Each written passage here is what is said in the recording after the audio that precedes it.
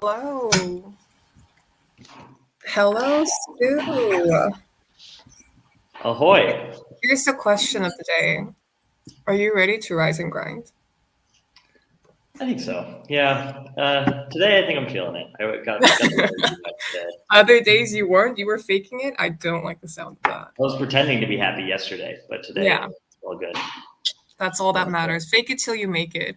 That's right. That's the crypto slogan. Exactly. All right, I'm going to share my screen so that we can read through today's news. I dig. All right, Wednesday, November 10th.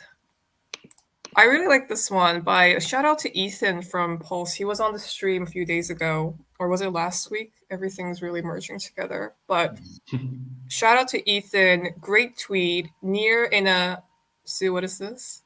I would say nutshell. Yeah, I think that's my guess. That's my guess as well. Near in a nutshell, NFTs, Paras, Mintbase, of course, EVM Bridge, Aurora is near. DeFi, Rev Finance, Guild, Swine Guild, and Ants Guild. They do great work. What can I say? We're totally unbiased, totally impartial. They no do conflict of interest. Podcast, Rise and Grind near. Hello, shut up. Dabbing on the other podcasts. Climate Action, Open Forest, Oracle, Flux Protocol, Nice. Prediction Markets, Pulse Markets, Gaming, War2 Gaming, and Stake GG. This is a completely unbiased. He just knows good projects when he sees them, I guess. You just know what's good. He just knows what's good. All right. So great tweet by Ethan. I think it also gained a lot of traction. It's a really great gateway to Near, I believe. Yeah, definitely. Next, yeah, go ahead. Well, I think that this, I don't know if you know what this Paras news is. This link didn't take me anywhere, so. Yeah, I do know what it is, but dead link. Thanks for that. So let's just skip it. Well, tomorrow we can go through. It's from Gen Z marketing competition, and it was the description of the 2 marketing challenges that Paras put up for 50K in bounty, which is pretty juicy. But let's go over all of the bounties tomorrow, and then we can go over it. Sounds great. Yep. You want to read through this one, Sue? Yeah, heck yeah. So this is. Someone was mentioning that crypto is all about making announcements for announcements, and this is one of them. MetaMon is going to be coming out with something on November 12th. We talked about them, I think, yesterday. They're kind of like the collectible card game that we're building, or not we, but they're building on Near. They've already got some NFTs that are going for pretty significant prices. So there's a lot of stoke coming, and this announcement will be made November 12th at how do you even say that? 0001, 12:01 in the morning UTC. So yeah, stay up late. Yeah, I mean, these NFTs are cool, and I'm gonna guess that the games are gonna be based on these cards, so you can battle them, and they look dope. So get ready. Here was a teaser, a spoiler for the teaser for the announcements. So that's the quality content you get on Rise and Grind. Indeed, yeah. And next, pretty similar, I would say. It's like a card-based battle kind of training card game. It's just a sneak peek at Pixel Pets. There are also some news is that Pixel, the token, is now whitelisted on Rev Finance, so that's pretty big news for Pixel holders. And Pixel Pets, I think it has a really nice retro feel, like that analog gaming, video game kind of vibe. And look at these like cute little cards, and you can play, battle each other, collect the better cards you have, the better eggs you have. The better pets you have, and the better chances of winning you do. So shout out to Crypto Garrick. Crypto Garrick is now running the Near Games Guild with Sasha from Human Guild. So we really appreciate all the work they're doing for the Near Games campaign. I think this is really cool that you can play video games and make money. It kind of like changes the whole narrative on games. Absolutely. Cool. All right, so this next one, we just got some price changes.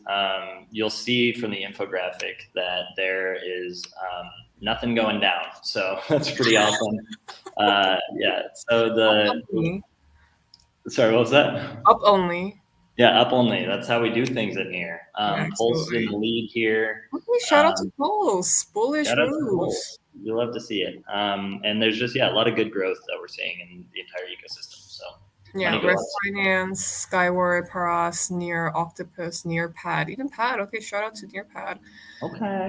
Okay, we see we see you. Some Aurora news because we know we cannot shut up about Aurora on Rising Grind. I am really hoping that Anton from the Aurora team, I am putting that energy out into universe that he is going to show up next week on Rising Grind. That's going to be pretty sexy. IOSG Ventures, longtime cooperator of Near and Aurora, they're doing a little reunion. They're sharing on all of the projects scaling ETH, obviously, and you cannot forget Aurora in that list. So they're having a little summit. Aurora is going to have some presence there on December 18th. Nice. Okay, the next announcement we have here is the OWC has announced the third cohort has gone through their accelerator program, and so they have this introductory tweet. I'm not as logo what would you call that, logo literate as you are. So if you see that, do you see that tweet, Ram? They're introducing the different projects. So Yeah. do you know what? I guess Nearpay. I can Yeah. read that one, but what else? do you have? Nearpay, pretty exciting. I think the team is Kikimora Labs, and they're the same people behind Roketo Stream, the streaming payment solution that Okay. won the grand prize at Hackathon. So Nice. we have the Nearpay people. Got a smiling face. Oh, I also recognize SolasFi. So SolasFi is the DeFi insurance protocol that's also now integrating. They got a grant from your foundation. So that's pretty exciting. I think OWC, it's the accelerator slash investment vehicle on Near. Mimi and I think Lin Tan from OWC were at NearCon also just doing a lot of stuff.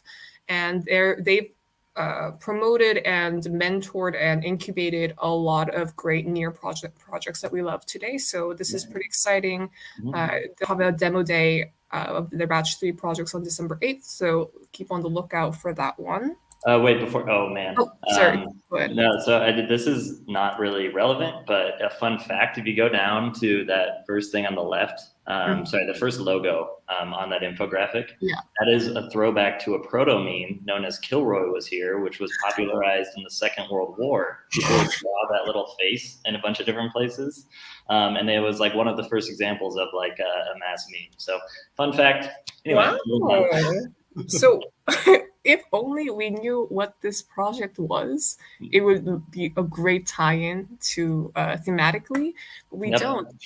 In the Whatever, I'm buying. I'm already buying it. So they're not selling anything, but we're buying it. We're buying it. We're buying it. Let's see. Sputnik has a community call, 5 p.m. UTC, talking about DAOs using Mint-based tools. Nice. So make and sure community-based community call also. Nice. That's good. Sputnik DAO, we stand. Great DAO infrastructure on Near. So check that out if you're interested. Great community that's forming on Near. And then one thing that we could kind of skim through, shout out to, am I saying this correctly? La Devochka?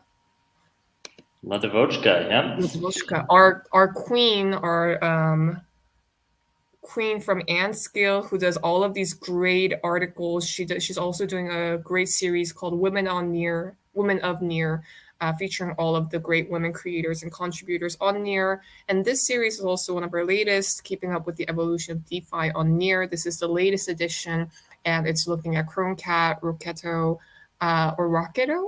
Burrow Cash, and Question. So just keeping up, maybe we'll go through really briefly. Chromecat, decentralized automation, scheduled automated blockchain transactions through Chromecat. So basically cron jobs, but for the decentralized blockchain space. They're already integrated with Roketo, which is the next project on the list, and we already gave them a shout out earlier. They were the hackathon winners for the Near MetaBuild hackathon, and it's a real-time streaming payment solution. So they say on their white paper that you can use this, for instance, like if the Near Foundation wants to give a grant to a project, or if you want to fund a community initiative, instead of saying, hit this land milestone and then we'll give you this money step by step, you can just stream the payment, and then they get the money based on them completing their action within that given time frame. So it really eases or revolutionizes payment and receiving payment on both ends. Awesome. Rocket is pretty exciting. And then bullish. You want to introduce Borrow Cash? Happily. I can read what's on the screen. Actually, I think, do you know more about Borrow Cash? Because, I mean, they're a really interesting project, and I feel like they're probably, if you can talk a little bit more about them. Sure. Yeah, I'm pretty excited about Borrow Cash because it's the first, users, token holders, we love lending. I think once you have lending on a blockchain, it just goes up, number go up, never come down. And so Borrow Cash is super exciting, and you are also excited about it because it's not just any lending protocol. It's near native. It's incubated by Proximity Labs, which has announced like 350 million DeFi grants DAO on Near. So Borrow Cash, and I also love just like the memeable name, goes Burr. So I'm excited. I think you're going to see a lot of stablecoin presence. Word on the street is that their fundraising round is also going well. I don't know if this is not undisclosable or not, but I did it. So I think Borrow is something really to look forward to. So if you got stables, if you got Near, if you like lending, if you like making money, Borrow is something you want to look out for. If you're into money, then definitely. Yeah, if you like money, you want to look into Borrow Cash. Cool. And the we had Cyber Oren from question earlier in the stream, I think last week. NFTs, redefining data, being able to monetize off of your data, doing a lot of fun quizzes. So this is another really cool protocol, and that's the evolution of DeFi on Near. Right on. I've got one more little news item that's not on here. Are we done? Is that the end? Okay. Yeah, please mention what you want to mention. Cool. So it sounds like the Bio Network will be hosting an AMA this weekend on r/Near Protocol. So like and subscribe, my guys and gals and non-binary pals. All of you. Wow. Inclusive. It's an inclusive AMA. Exactly. Of course. All are welcome. All right. Now, speaking of being inclusive, I want to welcome our guest today. We have a product for our product deep dive section. We have a very exciting guest. Full disclosure, we know this person very well because we are working on the same project. The project being called Open Forest Protocol. It's I think kind of the only climate tech solution protocol that's going on Near at the moment. And and it's at its early stages, and you've probably heard about it, that it's launching, the kind of idea behind it, but you haven't really heard about it from the product side. So we're really excited to invite Luke Schubert, the product development lead from Open Forest Protocol today, to talk a little bit about, maybe have some sneak peeks about how product development is going on Open Forest OFP. So Luke, are we able to see Luke on the stream? I feel him, that's for sure. Oh, here he is. There we are. Oh, welcome, Luke. Thank you so much, Rem and Joe. It is wonderful to see you both. It's been so long. How are the kids? Everything going good? Yeah, good. Awesome. Yeah, doing well. Also, I wanted to express that this is not a conflict of interest. It's an alignment of interest. Well, I must say, I'm so truly honored to be on Rise and Grind. I mean, this is an institution in the Near ecosystem, and it's you both are just powerhouses. So I'm honored to be here. Thank you. Yeah, we can do a little autograph session after the show if you can. Absolutely. Yeah. There'll be NFTs, so no problem. And we can sign your titties. Yeah. Can we request Because you're a rise and grind, can you tell our viewers that you are ready to rise and grind today?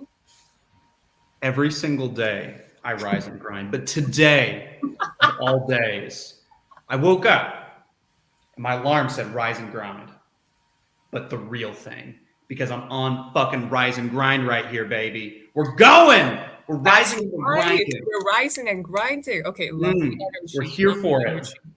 To set the tone, please Great introduce yourself. Please introduce yourself, your role, and maybe this is kind of a challenge, but something necessary. Could you describe OFP in one sentence? Totally. So my name is Luke Schubert. I am the product development lead for the Open Forest Protocol. And the Open Forest Protocol is creating a platform and a community for the measurement, reporting, and verification of forest data. Succinct. I dig it. All right. So maybe we could ask, what is really the idea behind OFP? You know, maybe is there an origin story, and what is its mission? Like, what does it mean to do MRV for forest data, and why does it matter, right? Yeah, it's a great question. So the origin of OFP is pretty badass. OFP is basically what you get whenever climate people started talking with crypto people and we're like, how can we apply blockchain to like forest monitoring? Because the people that were in the climate side, our CEO and CTO, you can check them out on the website, Fred and Arlene, they were co-founders of a reforestation organization, and they were working with people who were in the reforestation industry. And so they were on the ground knowing and learning about what these issues are that these projects were coming up with. People want to get out there, they want to plant trees, but they need money to do that. In order to get money, they typically have to prove that they're actually doing the work on the ground. And that's where the monitoring aspect and the reporting aspect is a bit challenged there. So really they set out and they said, okay, well, we know blockchain is a use case. It's like a lot of the crypto world right now. There's tons of use cases, but no one's actually built it out fully. And so we're doing it. We got a bunch of people from the crypto side on to start building out the mechanism, me included.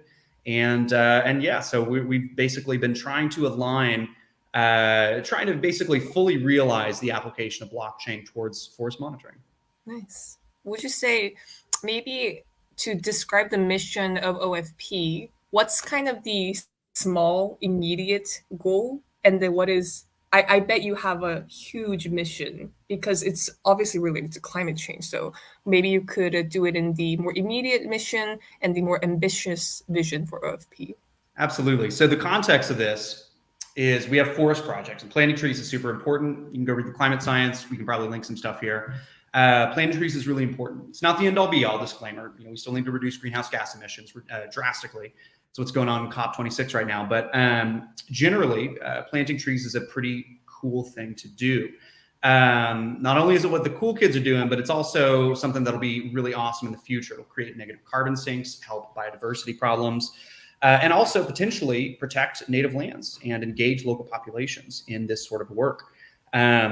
So what our goal right now is to provide this platform right now. And what the platform does, though, is it helps us divert money that people might want to spend on ESG projects like planting trees to the local people and to people who are on the ground actually building these projects, planting trees, managing forests, preventing them from being cut down.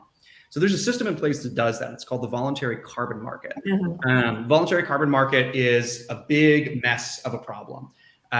It's completely disorganized. It's made up of 1,000 different actors. But primarily its goal is to drive investor funding, primarily from corporations that need to offset their carbon emissions, to projects that can produce essentially a quantifiable reduction in greenhouse gases, in carbon. So planting trees, you take carbon out of the atmosphere and store it in that thick, woody biomass that's in the trees. So you really want to protect those trees long term. Voluntary Carbon Market's trying to do that, trying to drive funding, but there's a lot of problems with it. So our long-term vision is to address many of the problems that are in the voluntary carbon market, driving those funds to the projects, and then expand beyond forests. We want to be able to apply this technology that we think is really, really powerful and really disruptive and extremely undeveloped at this point. No one has anything like we do. And we want to be able to derive that and put that into other applications. We think we can. There's peatlands that are really important that have not only just bog bodies, but also shit tons of carbon. I mean, a peatland, peat is like a type of moss, like wetlands. They can store like 5 times as much carbon as forests. If you plant trees on a wetland, on peat wetland, you are removing carbon. You're losing carbon basically. So yeah, there's lots of other applications that we can push this for, but we're starting with forests right now, making it work for the projects that we're using, and then hopefully expanding this to other use cases. Great, that's really bullish, as we like to say. I have one. So I think what you kind of hit on right there is the ability for OFP to kind of. Welcome, Ozzy. Thanks for joining us. So the ability for OFP to kind of, and goodbye, Ozzy, measure environmental data in such a way that you can kind of account for the value, you can account for these things like externalities and things that have traditionally kind of been outside of the economic framework. Can you talk a little bit about how that works? Like, how do you actually validate this data, and how would that be, like, if you're extending it to peatlands, what is it that you're actually extending? What does that framework look like? Yeah, it's a great question, Joe, and it's a great segue into the product side, which is I know what you want me to talk about. So what we're building concretely, and I'll discuss the products, and then I'll get into your question. What we're building concretely is a series of products that all are interconnected, and what this provides is a closed loop system where everything that occurs within OFP is essentially visible and published on chain. So we have a really cool way of keeping track of projects. Every time a project, let's say you own a forest project, Joe, and you want to come onto OFP, what you would do is you'd access our dashboard, which is one of our projects, and you would create an account. This account, when creating an account, involves you essentially minting an NFT. And within the NFT is all the metadata about your project. So how big is it? What are the geographic coordinates? What's your funding, if you want to include that information, and additional documentation. We hash that, we put it on IPFS. But you get access to an NFT that's managed by your account. And through that NFT, you use that to access the dashboard. And through that NFT, you're able to monitor your project and attach monitoring data to that NFT. So that NFT is constantly updated over time with the information of your project. It's a really, really cool system. I don't think we've seen any NFTs. We don't think we've seen any use cases that use NFTs in this way. Right. And so it's a very, what it does is it enables us to have a blockchain interoperable asset, i.e. the project, that exists for the entire lifetime that the trees are around. So if we disappear, that data is still out there. People can still track and use that data for various purposes, and that projects can still rely on that data even if we disappear. So in order to accomplish that, though, we have our dashboard for the projects. We have a mobile app that connects to the dashboard, so the projects can kind of use that mobile app to take pictures in the field. It's geolocation and timestamp metadata is attached to those photos and sent to the dashboard. And then all of that data, the projects can manage, the person in charge of the projects, they can curate that data, and then they send it to what we call the validation oracle. So we essentially have a validation network of lots of different types of validators. And what these validators are different types of organizations. They can be nonprofit organizations focused on environmental stuff. They could be satellite providers. They could even be local governments in the region that are all around the world. And so what these validators do is they look at this data that you are proposing, and they look at all of the stuff that you've linked and all the pictures you've taken through the app and all of the satellite imagery maybe that you've attached, and they're able to assess whether or not the pictures and whether or not your data upload, your claim to what's going down on the ground is legit. So in terms of creating this process for monitoring forests and validating that, involves really those three main products: the project operator dashboard for the forest projects, the mobile app that helps facilitate the collection and reporting of that data, and then the validator dashboard, where validators come in and they look at this data and then they evaluate it and are able to put all those decisions on chain. So does that answer your question? Luke, I want to ask a bit of a kind of a big question because it's two-parted. So what I get from your two answers is that the current, first of all, the voluntary carbon market, but also the forestation, forest-based climate solutions that are contributing to the voluntary carbon market have certain inefficiencies. There are some challenges in this field, and blockchain, as you explain it, because of its immutability, its transparency, security, they give a lot of solutions to these age-old problems. So that makes sense for what OFP is trying to do. So on the one hand, I want to ask, what exactly could you explain a little bit more about the actual challenges facing the forestation sector that OFP is trying to solve? Also on the carbon side, if you can briefly touch upon it. And then it kind of gets to my second question, which is, I think, when you hear it from the outside about OFP, that we're trying to solve these problems, people ask, well, is it scientific enough? Aren't there, usually these carbon credits, they come from countries that certify it, they follow certain rules. How is it that this kind of new technology can fit or meet with these existing regulations and whatnot? So if you could first address, the actual challenges that are facing the current market and the current forestation sector, and then also how OFP, as it solves it, would kind of meet to these existing regulations or scientific rigor of existing carbon standards. 100%. It's a very important question, and I want to clarify that really just emphasize. I don't think I said anything to the contrary, but emphasize that what we're doing is not coming in and saying we can do things better. It's in part that. The existing industry has been developed by extremely well-meaning and very intelligent people, but for whatever reason, it's just gotten completely out of hand. So there's instances, if you look on any free panel for COP26, there's lots of talks going around about the current carbon market and some of the problems with it. We don't need to get too much into it, but just one example is, let's say a project, a forest project, Joe's forest project, creates some carbon credits, which is a representation of 1 ton of CO2 that's been taken out of the atmosphere and stored in trees. This is a common means of financing projects where, let's say I'm a big bad corporation or something, and I want to offset my carbon emissions because I fly people all around the world and have lights on. I want to buy some of Joe's carbon credits because that's going to make me look better. It's also going to make me potentially meet certain government regulations. Like I have to have certain low emissions or whatever. So what happens in this industry is, let's say Joe sells that carbon credit. He can sell that to a broker for, let's say, $10 a ton, $10 a carbon credit. So okay price. Then that broker goes around and sells it to you, Ren, for $20. And then you go to sell it to me for $30. So there's a significant part of this value chain that's not going to Joe's project, even though he's the one that created this product. Right. So just as an example of kind of how messed up this system can be right now. So what we're hoping to do is address, 2 to 3 main issues with it. One thing is something that a lot of people are talking about now with regards to the voluntary carbon market, and that is transparency. Having transparency in where the carbon is originating and where the carbon is going is absolutely critical. And so we are addressing that through a few ways. One, we're using blockchain technology, which is a great way for exhibiting transparency if you use it correctly.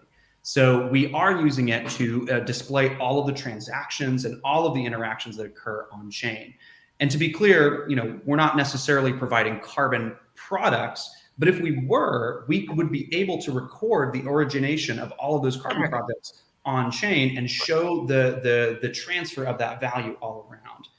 But suffice to say, in the carbon industry, the validation is also a problem on the ground. In terms of transparency, there's lots of instances where carbon has been inaccurately estimated, and so they create more carbon credits than they were actually supposed to. So that's another problem that will be, all of our data will be publicly available. All the decisions that go into evaluating that will be publicly available. So that's an example of something. Another big problem that we're trying to address is accessibility. So a lot of the voluntary carbon market is oriented towards large organizations, large projects. Projects with hundreds of thousands of hectares of land, which, is tens of thousands of square kilometers. It's, massive projects of massive land are really the only people that can get these main certifiers. There's big players in the carbon industry right now. And so it's accessibility is a big problem. And we're also trying to address that for the smaller projects to help provide the smaller projects with those monitoring and reporting tools And that kind of ties back to our roots. Some of our co-founders, they started out working with those smaller projects. So they have those people in mind whenever they're thinking about creating this sort of a system. So, and then as regards to fitting into current regulations, what we're just trying to do is make this process easier. We're just trying to help people monitor their forests. So if we were to delve into the carbon industry, and we were to provide a carbon product, what we would need to do is match the certain industry standards. If you look at the Task Force for Scaling Voluntary Carbon Markets, it has a great acronym. They provide lots of really great clarity. They recognize that there's lots of different carbon standards out there, not necessarily for forests, it could be for other stuff, but there's lots of carbon standards out there. And they're all trying to do different things, and they're all providing different sort of evaluative criteria. Some of it is very similar, but some of them are different. And so they provide, guiding principles for that. So if we were to provide a carbon standard, we would want to meet those guiding principles to show the world, hey, we are open. We're not only transparent, radically transparent and radically accessible for this, but also we're meeting the most scientifically rigorous principles that we can, while also making this an accessible and scalable tool. That's one of the biggest problems is, we need to plant trees. We need to funnel funding towards people who want to plant and maintain forests. We need to make it so that it's more financially opportunistic for people to grow and manage a forest than it is to cut it down and raise cattle or plant crops. Not that there's anything wrong with people making a living, right? That's absolutely, I have absolutely no place to judge the actions of people in other countries. But, generally though, there is an existing problem where it's more economically feasible to cut down the trees and to use it for other purposes. Of course. And so we want to be able to drive financing to make it the other way. So people can still have the same amount of jobs, still get the same, if not more money from just protecting and planting trees. So ultimately what we want to help accomplish. Thank you so much for that answer. And I think your last point really drives home the kind of necessity that propels OFP. It's not just about, carbon markets. They're going to have however many $billion evaluation, and we want to capture it. I'm sure it's also that, but it's also when you don't actively make replanting forests and conserving forests profitable, then it necessarily goes the other way around. People are going to deforest things because that's going to be more profitable than conserving it. Absolutely. Yeah, it's exciting stuff. So any other questions about the product stuff? I see someone posted, I shared a photo of my pet. Are you planting a tree? Very insightful. Are you? Absolutely. Yeah, absolutely. It'll be a bonsai tree though, because it's not, Yeah. Well, I just wanted to kind of point out that this doesn't sound like, I don't know if this was the joke there, but it's like a lot of times there's like, you do some kind of little gimmicky thing and somebody plants a tree, in response to that. But this is, the idea of providing, providing economic incentive for restoration, like that's totally groundbreaking. I think that's really awesome. So when NF trees, I think that's actually a question you could answer. Like when will the first NFTs be going live on the platform? Yeah, well, so and I just want to clarify something. What we're trying to do, and what a lot of projects, we can get into, kind of some of the other projects in this space, which are really cool, and a lot of great teams working on really great stuff. But one of the main things that we've seen, and it was an intentional design approach, is we're not creating NFTs of actual trees. There's processes out there, no shade on them, but what we're trying to address is the more like the real problem of climate change, right? We need to plant. There are approximately 8 to 900 million hectares of land. 1,000 or million, it's a big difference, but there's a lot of land out there in the world that we can plant trees on. It's 900 million hectares of land that are available to plant trees on right now. And on top of that, we need to plant approximately 1 trillion trees. That's, an estimate that's thrown out there. The science is, of course, there's some complication with that figure. Often it's thrown out as a solve all problem. We of course need to reduce greenhouse gas emissions, but suffice to say, the world would be better off for both climate change as well as biodiversity crises and other things if we planted more trees. And by having an NFT for each individual tree, it's not the most scalable solution. So our NFTs are for projects. It's a land area. that has many trees within it. But it's in, in essence, it's the project is an NFT rather than individual trees. So in this way, we think it's a more scalable solution than some of the other platforms that might be tokenizing individual trees. But yeah, we can get into other projects. I don't know how much more time we got, but up to y'all. I wanted to just kind of follow up on that one. What are the big kind of roadmap goals for OFP? What are the next big milestones, and what are you most excited about? Yes. Yeah, great question. On the product side. Yeah, of course. So we just 2 weeks ago launched our beta. So our beta version is out there, our V1, our MVP, minimum viable product. So it's out there, and we have projects testing on it right now. So we are conducting our beta testing right now. We know that there's some things that we want to change about the system. This has been a long development process.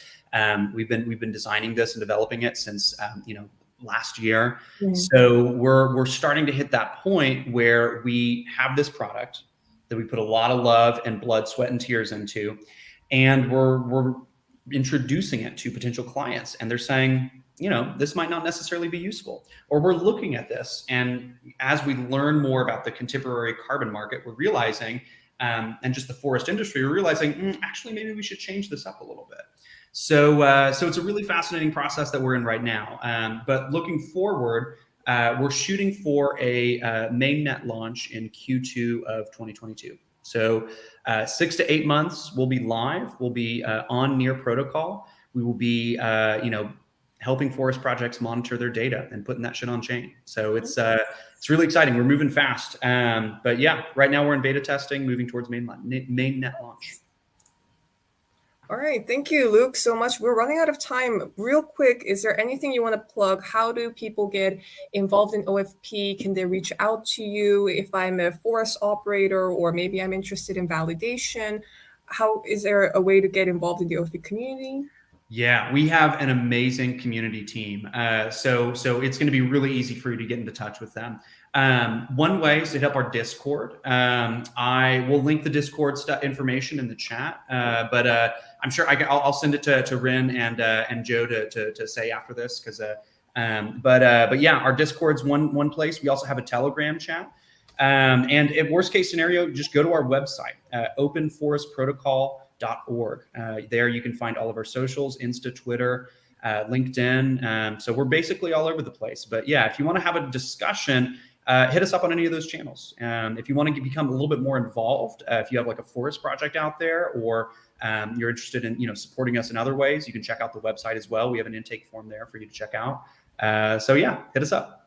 All right. Thank you so much, Luke. I think we got to have you back some other time to go in even further about the product. I'd be happy to. Oh, yeah. Absolutely. Let's rise and grind. Let's keep on rising and grinding. Yeah. Rising and grind. Don't forget to rise and grind. Thank you so much, Luke. And we'll see you another time. Thanks for calling. Let's have our wonderful guest, our eminent guest, ABB, live from Australia, and Matt. Where are you streaming from? Oh, me? Oh, you're going live. I was like doing my hair. It's so hard for me to hear you guys. I don't have headphones. I'm sorry. But we hear you clearly, so that's all that matters. We want to talk. I'm here at a Creator Economy Salon. What does that mean? We're gonna get our hair done, or maybe our nails. I don't know. But Creator Economy chill out with. I think it was hosted by Legion and Koopa Troopa. I don't know if you guys know them. They're like creator NFT influencer folks. Yeah, and still in Lisbon. Nice. Isn't hey, the guy that just tweets every day we're gonna make it? Okay, since Matt is here at the Creator Economy Salon in Lisbon, very fancy, why don't we post a question for our IMO, or in my opinion today, about NFTs and the creator economy? So first question would just be, are NFTs a bubble? Do you want to take it first, ABB? Yes. That's your answer. Okay. But I'll tell you a story, because last week when you saw me, on the streets drunk, blabbing away. We met some very fun 18-year-olds, and they all own NFTs. Like, they were showing me their collections, and none of them said they're beautiful, they inspire me, they give me energy. They all said this is the next shit. And they all said, I've lost like $2,000, but I own all these connections, and maybe one of them will make it. And I was like, Hold you on. guys should have a job. And they're like, we have jobs to buy these NFTs. And I felt that we were taking money from children.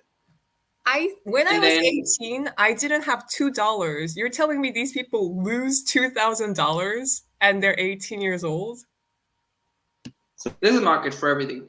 What I'm saying is, I hire them, so now the money is staying in the family. They'll be joining the near ecosystem. I really admired how much knowledge is required about NFTs, and I thought, well, might as well make a living from it. So I think it all comes together quite nicely. It is a creator economy. There is a lot of opportunity out there, even if you had a rough start. So yes, no. Guys, I have a guest. I found Lucas from Herd, and he's got some thoughts on getting into NFTs from the Web 2 side, and are NFTs a bubble? Let's do it. Hello, Thank you Lucas. for letting me hop in here. So no, I don't think NFTs are a bubble. I think definitely they have some ways to go. It's been interesting here at the Solana conference to hear what some people that are more educated than me on this are saying, and I think there's definitely more tools that need to be built out around allowing communities to better engage with each other. I think that are based off these NFTs, because in the end of the day, these NFTs are community driven. I think that's what's going to end up supporting them from not being able to just close up. It's an emotional thing and a community based thing, and if we can get better at building out those tools to make sure these communities stick together and are able to communicate their ideals and so forth, I think these are definitely going to stick around. Lucas, I have a follow-up question to that. It's the chicken or the egg problem. Is it the community first, or the inherent value or artistic, inspiration of the NFT first? I think it needs to be community first. I definitely, there are people that are interested in the artistic value and so forth, but I think the things that are really going to carry forward is if there's a community around that. I think even that's true for the traditional art world, that the most successful artists, it's not necessarily like, this guy makes paintings that are much more realistic than anyone else or something like that. Like it's not necessarily about technical skill. It's about what is the emotional attachment that people have to that. And at the end of the day, it's a community-based thing. Interesting. AVB, you look like you have some These thoughts answers are so good. They're never going to invite me back. They're going to invite Lucas back. Yeah, Lucas, can you leave your Telegram handle so we can invite you back for the next Yeah, drop it. What's the Telegram? I kept sleeping. So I think it's just Lucas Mandelbaum. I'll send it to you guys because it's hard to spell, so maybe you can drop Lucas Mandelbaum. Here, I'll try to get it in the chat here. Okay. Thanks, Matt. AVB, you can answer while Matt is typing it in. I think historically it was the artists that were the more fun to have around, that were successful. Yeah, so They you were think invited to the parties community and follows entertainers from the arts, right? That's kind of your point. I'm on mute now. Hey, thanks, man. Bro, you're pretty eloquent with the answer. Who was he talking to? I gave you a No. Sue, say something. Okay, here. I've got a question. What is the future of utility NFTs on Near? Repeat the question, please. So utility NFTs are becoming a thing, and what Luke Schubert was just talking about earlier is kind of using NFTs for some particular use case rather than just the intrinsic value of the NFT itself. Have you heard of any interesting use cases at Near of utility NFTs? And if so, what are those? And if not, we can have something else. Well, we do have a little bit of a problem when it comes to conceptualizing NFTs, because now they are very closely tied to art. So any mention to NFTs that has a utility purpose, it's lost in people. We did have a conversation recently. The discussion is up on the Ref Finance Governance Forum. If anyone wants to jump in about creating, I guess, like a utility NFT involving the Ref token and locking in the vault, that conversation is ongoing. So if people want to contribute to what the potential use case could be, that'd be great. However, we recently did have a very big use case. Funny that I say this because I didn't go to Lisbon. But Mintbase has had NFTs for basically everything. I think half the conference tickets were sold as NFTs. Yes, absolutely. They sold beer. They sold everything that was legal to sell in Lisbon. I'm Crack pretty sure they sold as cocaine. NFT. Probably. Yeah, I remember someone gave me dumplings for 2. So they had a bunch of restaurants they were working with, and they had NFT, basically food gift cards. And I could buy that, even pizza. There was a great burrito place, a dumpling place at this Asian place. And you could just show your NFT, burn it on Mintbase, and then they would give you the food that corresponds to your NFT. So that was like real use case, and Mintbase that's what's all about for Mintbase. And I guess that's kind of the aspect of near NFTs that you were talking about, Sue, with the usefulness. Would have been ironic if the food was burned as well. Matt, same question. What do you think about utility NFTs, purposeful NFTs, and do you have a certain example that you think is pretty bullish? I got another guest. This is Lee from Germany. Hello, everyone. He was also dropping in at NearCon. What did you like about NearCon, Lee? Oh, okay. So a few things. Everyone was really smart, like super technical crowd. Really amazing onboarding experience with wallets, Mintbase, NFT, yeah. And let's see. Oh, the rooftop was amazing. Yes. You guys picked a really good venue. Whoever did the venue, really amazing job. Let's get back to the question. The question is what do you think about utility NFTs, like NFTs with like some sort of kind of purpose behind them? What do you think's maybe like, what are you bullish about? What are the next use cases you can see happening? Yeah. So what, the one thing that people go crazy about, I think, is co-ops and collecting those. Mm-hmm. And I think that that's like a utility NFT to me, because every time you go to an event, every time you do something, you like collect that moment in your life.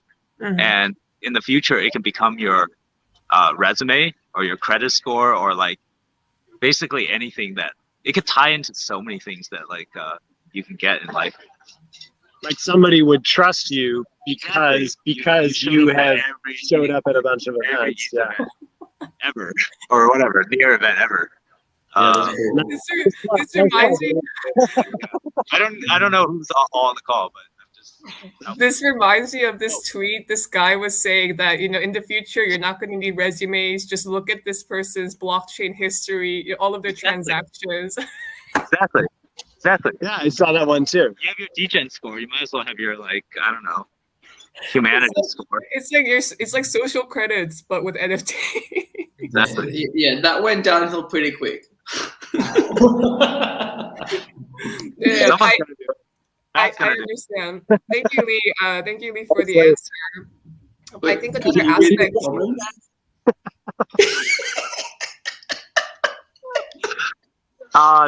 I'm just here fucking around. How private is the private chat gonna be?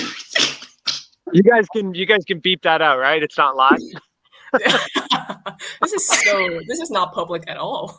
No one's watching this. Hey, it's not on a blockchain, so it's not real, right? Sure, it is an NFT. It's Web 2. It's Do we get an NFT for this?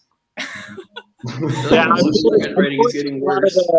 A lot of the stuff that Lee said, I'm also kind of bullish on. I do think that NFTs will logically bleed into DAOs and into sort of being used as part of DAO proposals, or NFTs will be the outcome, the minting of a DAO proposal. So there will be a lot of connections, I think, between NFTs and DAOs, just like we're seeing connections between NFTs and DeFi. Sure, absolutely.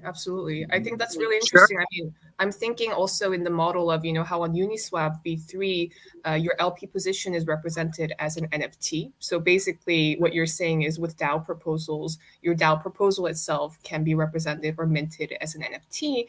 And I think the really interesting part that I'm looking forward to with NFTs, and, utility is that NFTs are programmable, right? So you say you have an NFT representing your event ticket, it can also be repurposed and reprogrammed to say, a lottery ticket for some other event or entry into like a metaverse or something like that. Or maybe you could even redeem it for a different merch or whatsoever. So I think there's this composability aspect that's super interesting with utility and NFTs. Agreed. Yeah, great. So there was another question for what is AVB most bullish on? So I don't know if you wanted to take that away. Just in general or NFTs? In general. I am actually super bullish on, well, I think Matt hinted at it, NFTs and DAOs are going to be a thing. So at the moment, I am really, really bullish on the 10K platform, spelled one word, tank. And the reason why it makes me really bullish is because we've seen the profile picture avatar madness originally on Ethereum and then on Solana. I really think it's about to take off on my screen.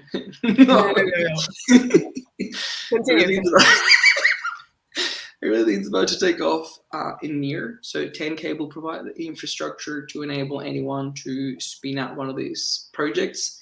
And you need to pair that with the timing of the market now, where as the price of near goes up, people have more magic money from capital gains to buy more NFTs. So I think it's going to be absolutely wild. Also, AstroDAO recently went live as well. AstroDAO enables you to have NFTs on your treasury.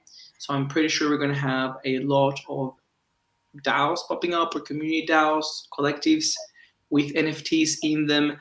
So I'm actually really excited. I don't think I'm bullish for the NFTs or the DAOs per se. I'm just really bullish on getting people to experiment with these. The fun social ways for people to get involved and the stepping stone towards something more. Usually when people experience the technology, they always go like, what else? What else? What else?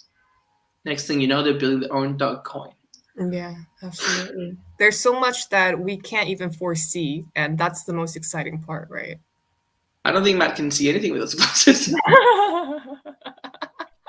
Dude, AVB, you got like, if you ever give up on this whole crypto thing, you can get a job in comedy.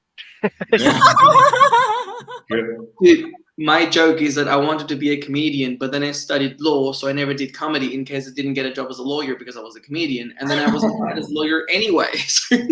Nice. You can make that joke. I wanted to show you guys the venue. It's pretty cool. That's beautiful, man. Nice. That is worth getting covered for. That is amazing.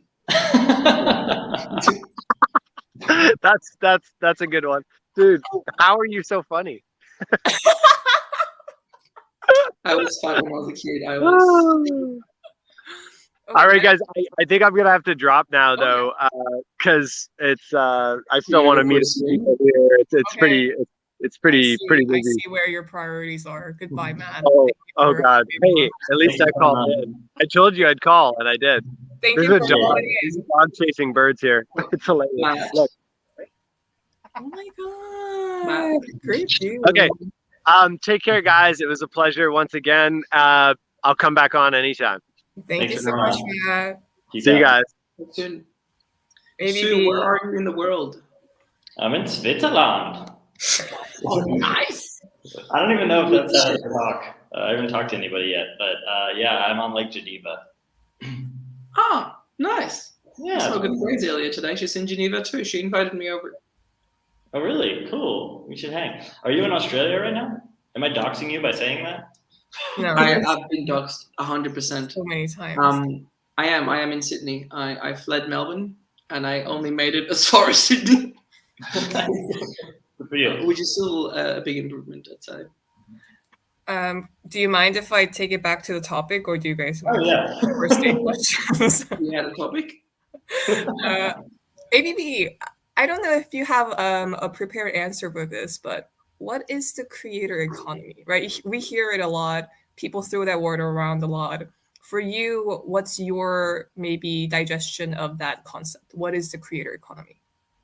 Wow. Yeah, that is a deep one. Well, I heard someone say once around a bonfire smoking some things that the creator economy deconstructs the traditional economy, where the creators were just like a cog in a bigger machine, usually a piece of a puzzle that was like underrated or underappreciated. What they produced was valuable, and somebody was making money from it. It was just not them necessarily. Yeah. I think the creator economy really shifts something to empower creators to be more in control of their craft, to go directly to people, to be able to monetize in different ways. And it really creates a whole new economy, or it's like a very valuable new industry or sector within the economy, where anyone can rise, especially creatives, people who are creating stuff out of their intellect or creativity. Is that a good answer?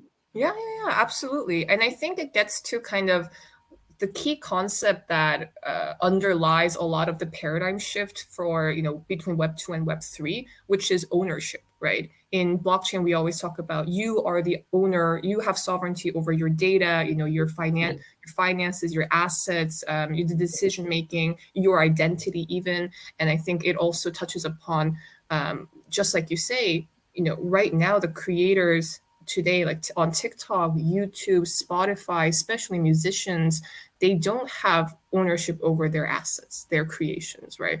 It's the platform's asset. And then they have to make percentage off of it, and they are tied to their platform, and they don't own their own creations, and they can't monetize it directly.